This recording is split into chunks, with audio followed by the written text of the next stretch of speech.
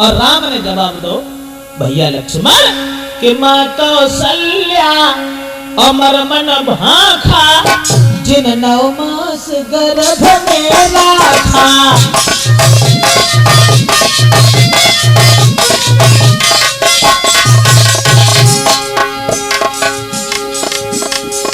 माँ कौशल्या अमर मन भाखा जिन 9 मास गर्भ में राखा। जिन 9 मास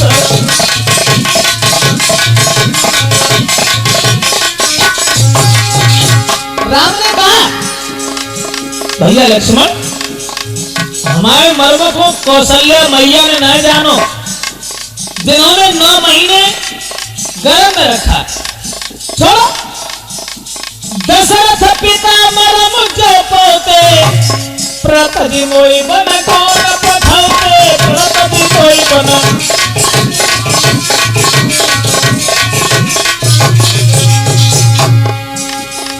हमारे मर्म को न कौशल्या मैया ने जानो न दशरथ पिता ने जानो और केवल तुम्हारा भय भरताना कहे तुम्हारा मर्म नहीं जाना।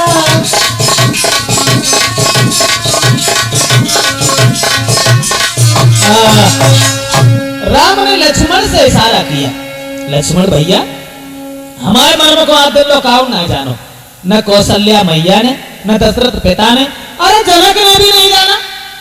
और जो केवट जो कह रहे हो हम तुम्हारे मर्मों को जानते कैसे जानते हो भाई तुम। तो केवट बोलो महाराज कान खोल के पहले एक बात सुन ले हम नाव पर चढ़न आए नहीं।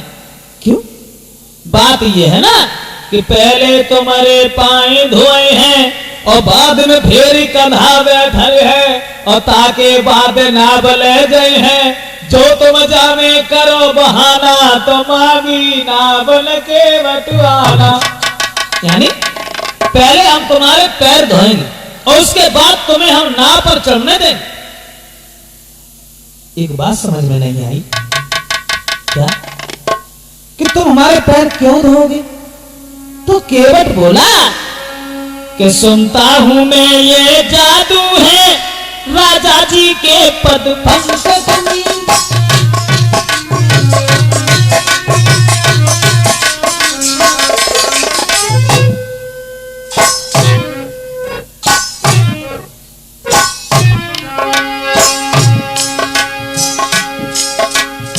केवट ने बताया सुनता हूं मैं ये जादू है राजा जी के पद पंकज में।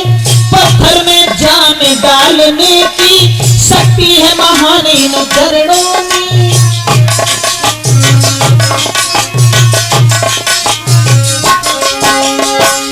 बात यह है हमें तुम्हारा चरणों की रट तुम्हारे चरणों की धूल जिस किसी के ऊपर पड़ जाती है वो स्त्री बन जाती है। इसलिए हम पैर धोएंगे।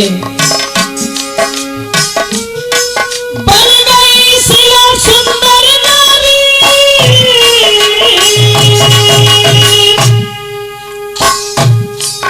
गौतम ऋषि की पत्नी बन गई शिला सुंदर नारी।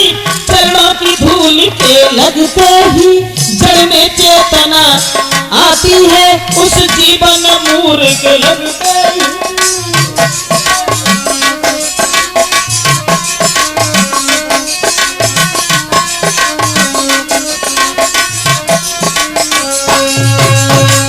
और कोई बात नहीं केवल बात यह है महाराज गौतम ऋषि की अहिल्या नारी और छुअत शिला वो बन गई नारी।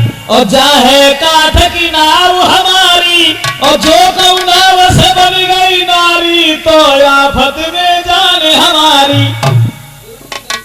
केवट ने ये कहा कि तुम्हारे चरणों की धूल ऐसी है जिस किसी के ऊपर पड़ जाती है वो स्त्री बन जाती है। इस बात की हमें शंका है बहुत बड़ी शंका है।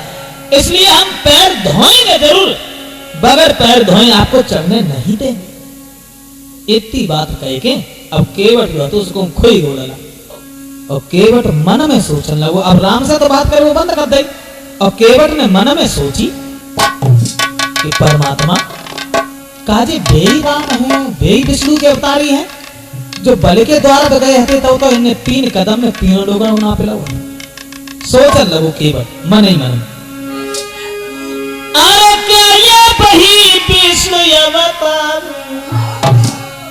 सोचने लगा केवल, अरे क्या ये वही विष्णु अवतारी जो बल के द्वारे पे आए और 3 कदम पृथ्वी नापन को हर ने चरण बढ़ाए।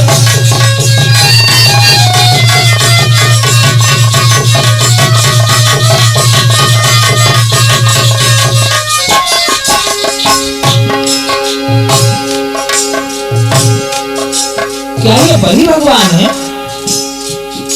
बलि के द्वार पर बहरोचन का पुत्र जो बल था, उनके द्वार पर 3 कदम धरती नापने के लिए जब 3 कदम में 3 लोगों को नाप लिया,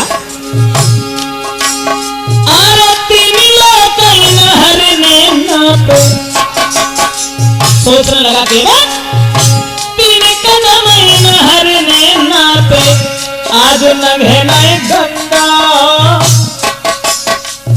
जब 3 कदम में 3 लोग नाप ले तो गंगा भी कितनी चौड़ी है। अरे 3 लोग हर ने नापे, आज नघेनाए गंगा, नाव के पीछे खड़े किनारे बैठा मचाए रहे गंगा।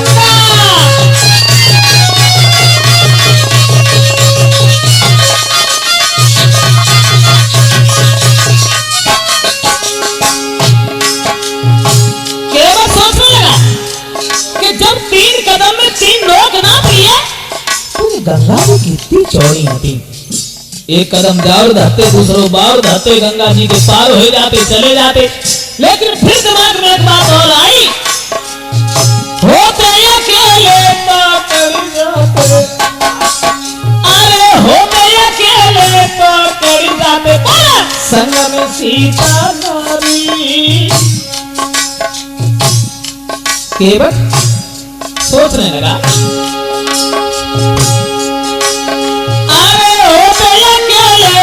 कर जाते पर संग में सीता नारी, कैसे उतरे पार संग में जाता से बताई।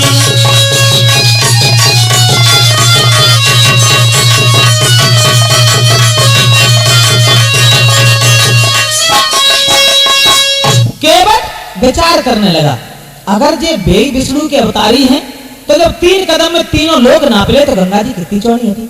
फिर जो सोची, अकेले होते तो उतर यूं जाते, अब सीता जी संग में है, लक्ष्मण साथ में है। अब मुश्किल इस बात की है कि अगर सीता जी को पार उतारे तो कैसे उतारे। फिर बाने मन में एक बात और सोची केवट ने कि सीता को गोदी में लेते, अगर जाओ तो कदम बाहर धरते तो सीता को गोदी ले लेते, लखन लाल की भुजा नहीं लेते।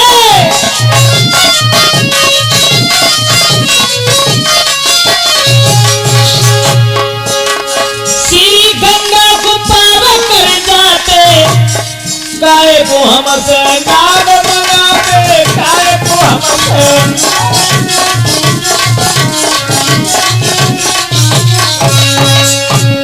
केवट ने मन में सोचा, कहा कुछ नहीं, सोचने लगा अगर सीता जी, और मतलब ये है कमर तक अगर जल है तो वह स्त्री को नहीं जाना चाहिए क्योंकि उसका पतिव्रत धर्म नष्ट हो जाता है, इसलिए सीता को गोदी ले लेते और लक्ष्मण की कलाई पकड़ लेते, गंगा से पार हो जाते, नाव क्यों मंगवाते हमसे व्यर्थ में। फिर मन में एक बात और सोची केवट ने, अब सीता को गोदी कैसे ले लेते, लक्ष्मण की कलाई कैसे पकड़ लेते राम, क्यों, बात यह है ना